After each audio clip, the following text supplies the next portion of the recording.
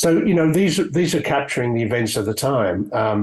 But the trending, and I think trending is important, is that when you start looking through time over a number of years, there's definitely a reduction in overall confidence in the delivery of transport infrastructure. It peaked in about 2020 and it's gone downhill ever since. I have to say, this is also, you have to be very careful because we're seeing today, of course, high costs of living, petrol prices are high. Government is been talking about cutbacks on key infrastructure projects, and that's been happening for a while, or projects being delayed when people assume they'll be ready at a certain time. So you put all this in the mix, what we're seeing is a reduced confidence in support from the public.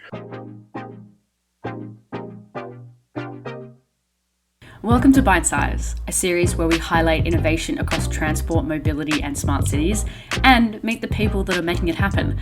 My name is Emily Bobbis. I'm a road intelligence startup founder, and my goal is to combat the stigma that transport is uncool, uninteresting and uninspired.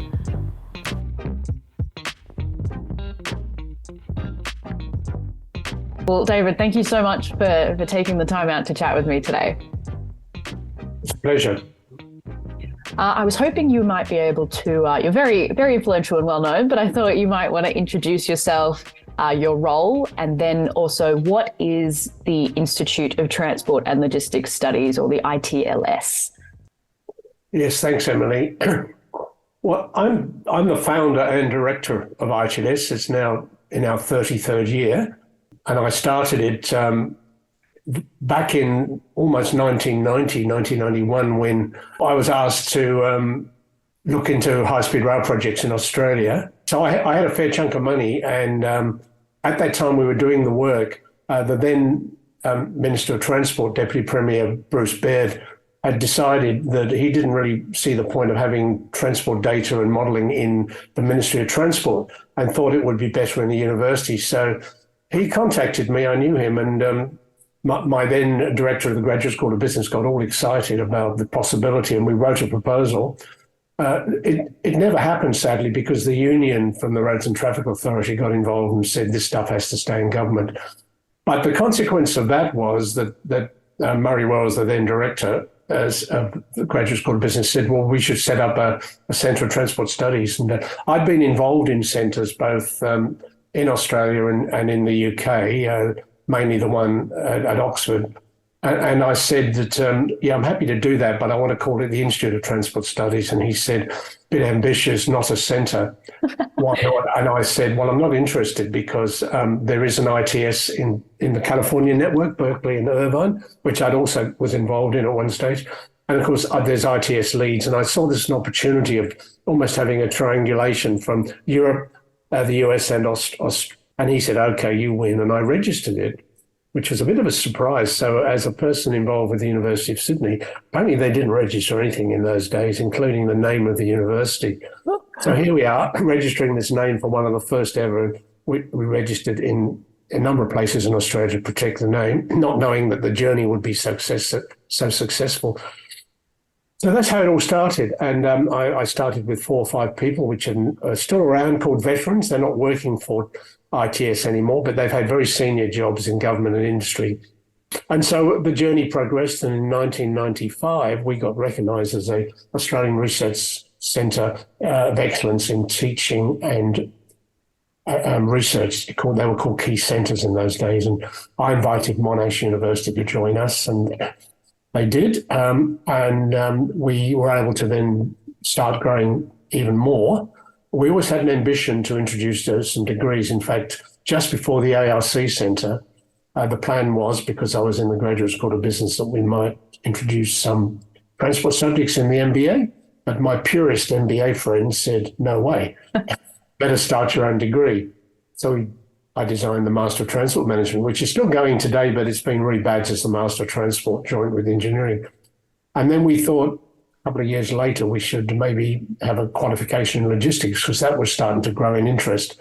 So we designed a Master of Logistics Management, which has now morphed into a Master of Supply Chain and Logistics, which is very, very popular. So that's how it all started. It continues today with nearly 30 staff, 160 master's students in our specialisation, and 30 PhD students.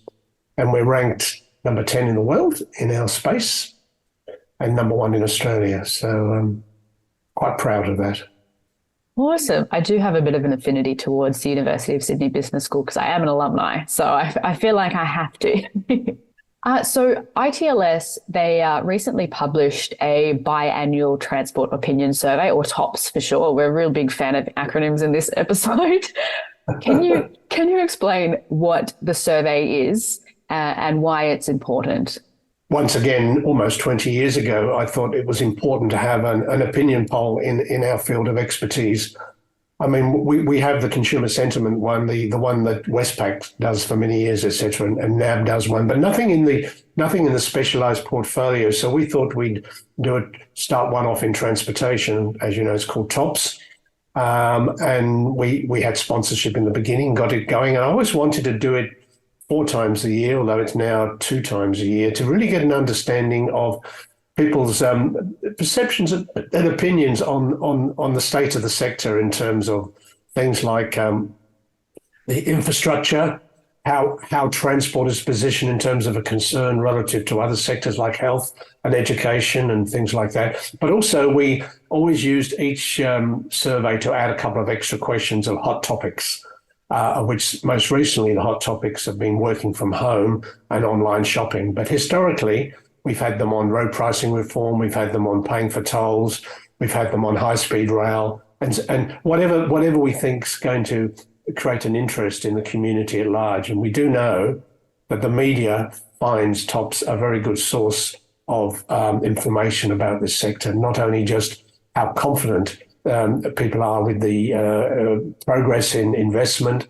and services in the sector, but also some of these hot topics. And we have an index called the Index of Transport Sentiment or Confidence, which we track, and that just shows you to some sort of weighted average as to whether the sector is moving up or down in terms of the perceptions of those people who are representative throughout the whole of Australia. It's a representative sample of people that clearly matter. What are some of the headline figures from the latest survey? Because there was quite a number of topics covered in it. Like you said, there's other things like working from home and online shopping that are also included in this. Yes, well, if we can just go through them all in no particular order. The working from home evidence and that will continue simply because we started monitoring this topic in March 2020, and we received substantial funding from the iMove Cooperative Research Centre to do that. And we were doing many surveys, 3 or 4 every year, and developed new strategic models for government to see the impact of working from home on travel patterns and things like that. And that stuff is fed into policy of government and industry in terms of things like living locally, the 15-minute city, and so on. And we were very interested in knowing when might these numbers stabilise as we slowly move out of COVID. And we never say we're now post-COVID. We're not. We're moving towards an unknown next normal, but it's starting to look stable in terms of the number of days people will go back to the office given their occupation, etc. And the last survey showed numbers that are very similar to what we found late last year from our other surveys. And so we think we've reached what we might call a stable equilibrium on the instance of working from home. And it varies significantly from location to location. For example, Sydney has a higher instance than West Australia and a higher instance from Queensland, and largely due to the circumstances of lockdown and experiencing working from home. But what's so fascinating, Emily, about the work is that, to our great surprise and great delight, employers were highly supportive of working from home because they didn't see a loss of productivity. That's the real linchpin of why it's likely to continue, with some exceptions. And so we think we'll do one more of them, and we think we may more or less have got the stable number, 1 to 2 days a week, given the occupation.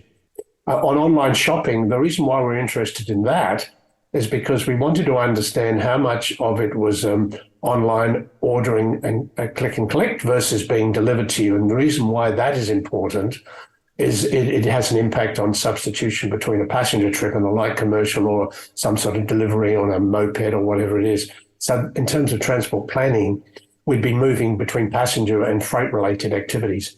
Now, this is a real challenge. In fact, if you know anybody that's got some good supply side data on what types of vehicles are used to deliver to households, we'd love to know, because we do know how much goods are being delivered to the households, but we don't know the types of vehicles.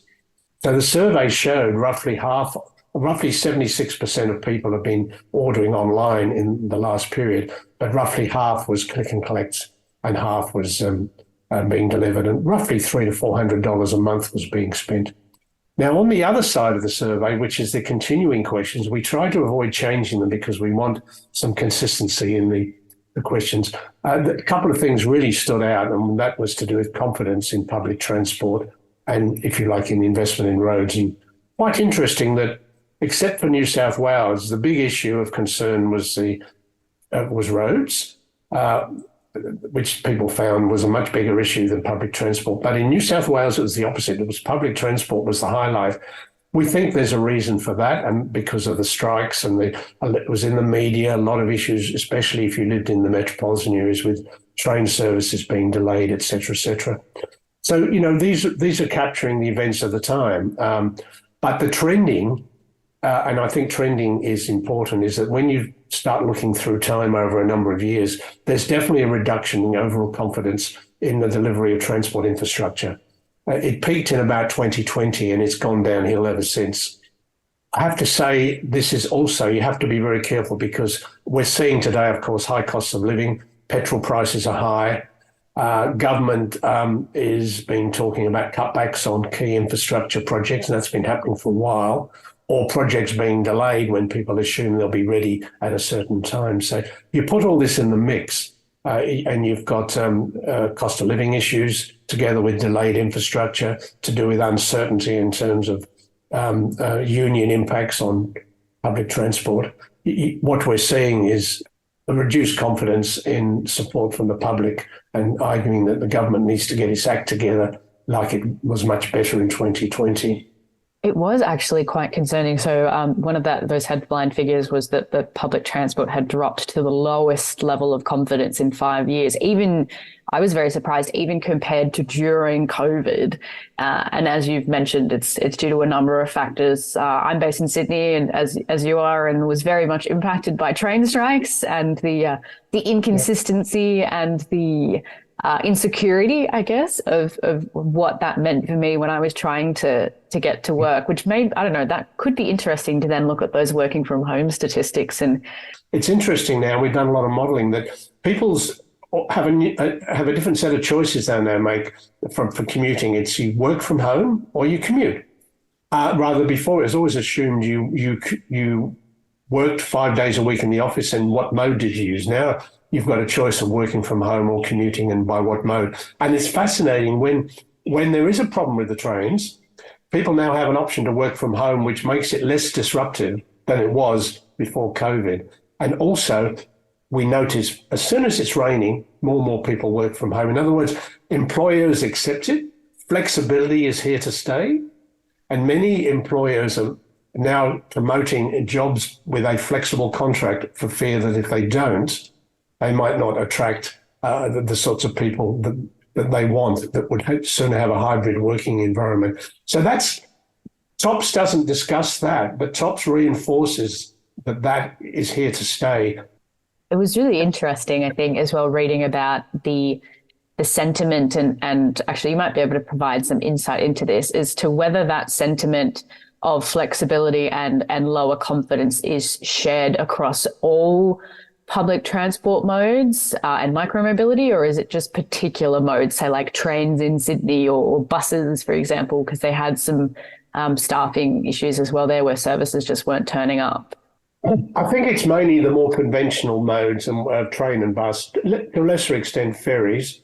You talk about active travel and micromobility. It's a sort of a different market, but it's becoming a more important market. And I think we're just doing a lot of work at the moment on how we can have a better understanding of what needs to be done locally to improve the infrastructure to support walkability and bicycling and so on. We won't talk about e-scooters because they're banned in New South Wales, but they are popular elsewhere. Although we do have a project to monitor them for the government, but unfortunately there's nothing to monitor at the moment. Fascinating story, that.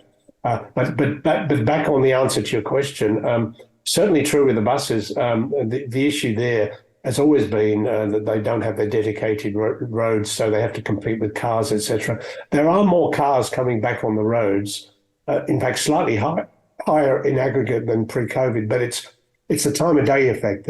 There's a slight reduction in the peak and an increase in the off-peak. The reason why people have more flexibility in when they go to work and when they go home, etc. But also when people are working from home, there's a tendency to get out during the day for non-commuting trips. It doesn't mean to say they're not working their full productive hours, except they're not necessarily doing them between 9 and 5. So the perception of the trains has very much been the strike issues that you're familiar with.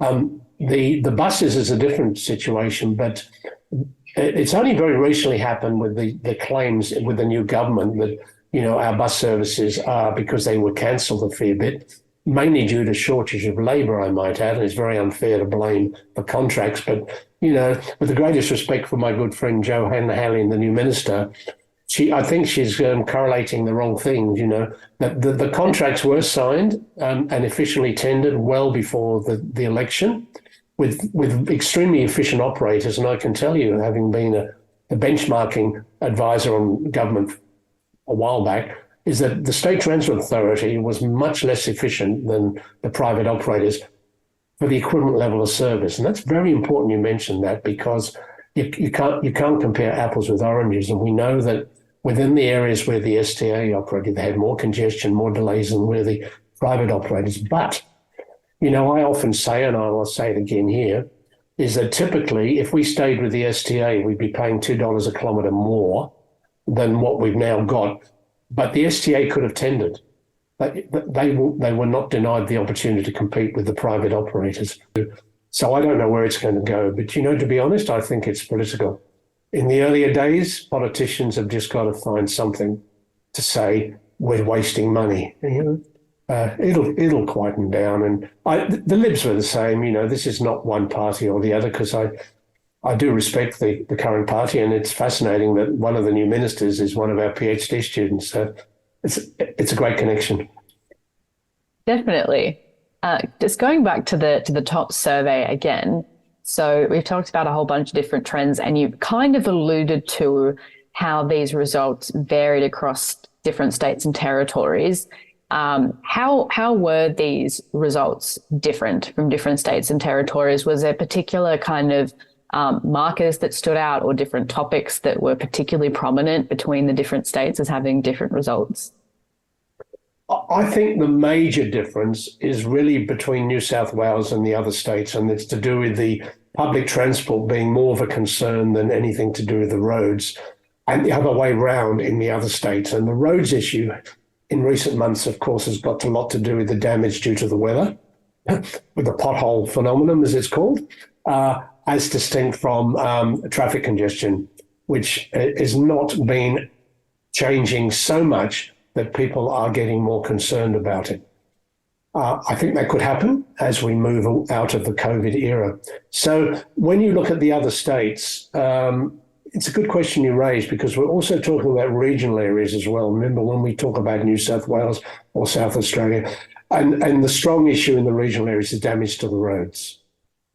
Public transport, which is not used to the same extent, there's a much higher instance of car ownership and use, is somehow falls off their top list. But so that's much more the metropolitan area issue. West Australia is an interesting one, because they generally have a sort of a mixed dialogue in terms of public transport versus roads. And having just recently come back from West Australia, there's a lot of complaint about the quality of public transport services over there. But it still doesn't jump ahead of the concern about the roads. Now, it's true that buses use roads, and so one has to be a bit careful here.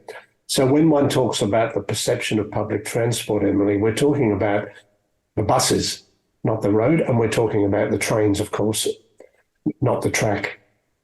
For this next survey, the second one of the year, what do you think we might be able to do to improve some of these scores?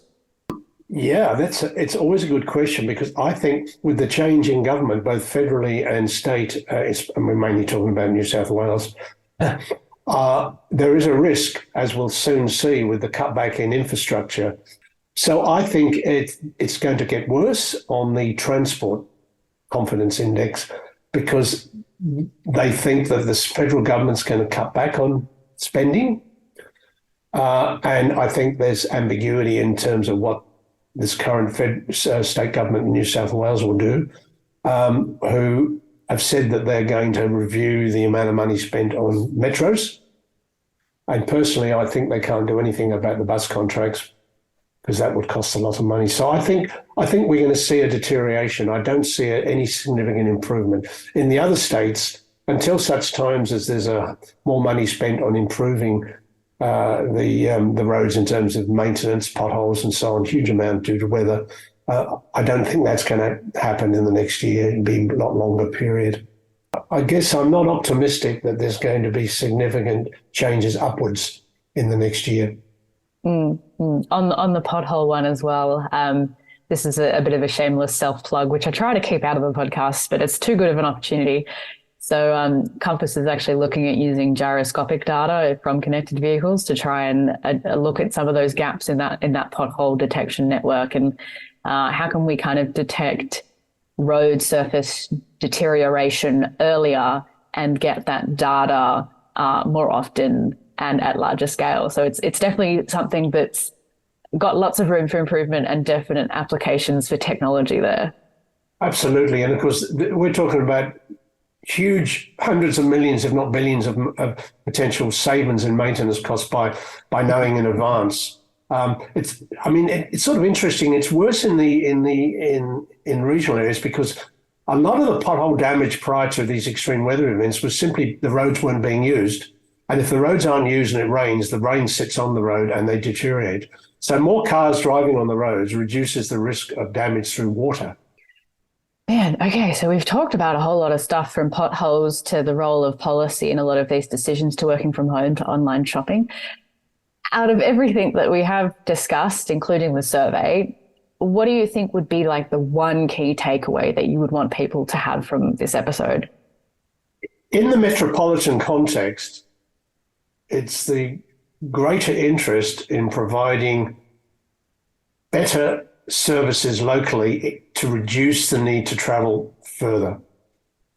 That also includes, I'd have to say, rural region as well, where there's some issues about good access to certain types of services.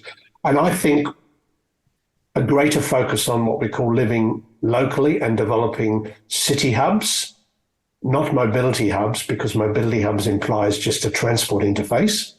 And a city hub is where you can provide a whole range of support services, childcare, places where you can charge your electric cars, and it can also have good access to public transport if you need to travel further afield. So this links nicely into the notion of taking 15-minute or even 30-minute cities more seriously. And I think this is a lifestyle benefit that's been shown to have merit with the working from home period in the last couple of years. What that does mean, the government's got to be more serious about reprioritising where it spends its money on infrastructure improvements and not keep thinking about another metro or another motorway, but maybe better local footpaths, better local bikeways that are, by the way, grade separated, because they don't work if you have to have mixed modes. So if people wanted to learn more about the TOPS survey or the ITLS Institute of Transport and Logistics Studies, where could they go to find out? Well, we have a wonderful web linked to the University of Sydney Business School, and the web address is there.